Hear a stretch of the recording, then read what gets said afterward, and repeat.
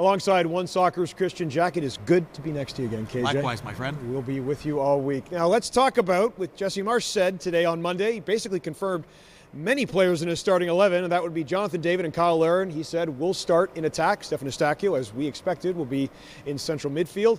And then he's going to go with the very tried and tested defense of Alistair Johnston on the right, with Moise Babito, Derek Cornelius, and Alphonso Davies on the left.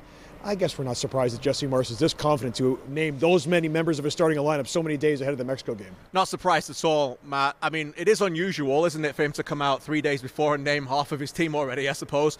But anybody who's followed this team for a while will know that he's very loyal right from the start. He only made that one change right away between Netherlands and France. He rarely makes a lot of changes. And when you think about all of those players, they've all started at least 10 of the 13 games with Jesse. So I think we already knew before we even made it out to LA that they would be playing. The one, I think, is Kyle Larin with the new added additions of playing, obviously bringing in Promise David and Daniel Jefferson. I'm sure he's looking behind his back a little bit, thinking there's a little bit more depth here now in this position.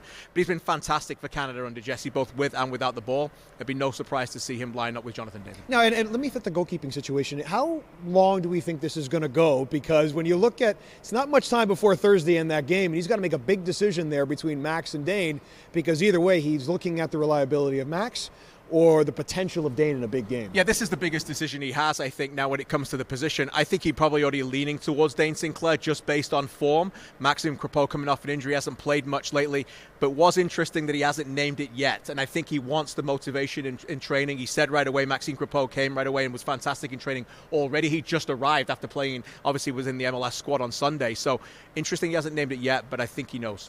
We can talk about players and starting 11 all we want, but the real factor here, KJ, is the motivation. And the national unity we're seeing now across the country in Canada. The fact is, you and I have been around this team quite a bit. They don't need a lot of things to be motivated. This team legitimately likes each other. I mean, the brotherhood isn't a cliche. It's how they live and how they interact with one another. But we are at the LA Memorial Coliseum, where Canada won the 2000 Gold Cup 25 years ago. And knowing what's going on with the conversations about Donald Trump and the 51st state, do you think it's going to be added motivation or distraction?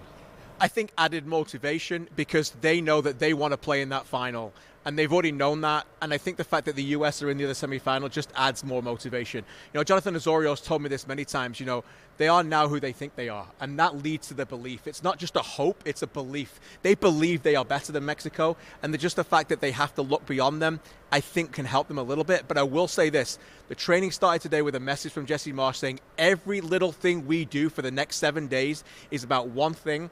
And that one thing is about lifting a trophy. So although that is the major storyline we're talking about, I would just add they do not want to look past Mexico. It is a team that they obviously know that they think they can beat. But right now, for this team, it's about Thursday. And you know what?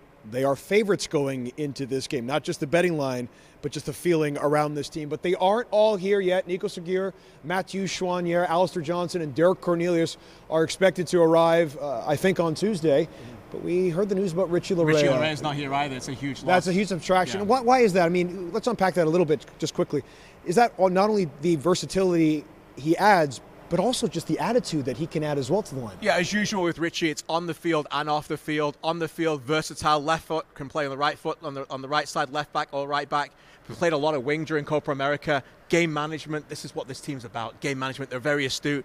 But Jesse Marsch has said it. When he got the job, he spoke to the leaders, and all of them, for one, said, this was the man, Richie Laryea, who keeps it light, a big leader in the dressing room, and he's a big loss here. Big loss because depth is going to be a big deal over the next few days. Canada's march to its first trophy in 25 years begins in earnest. Back to SportsCenter.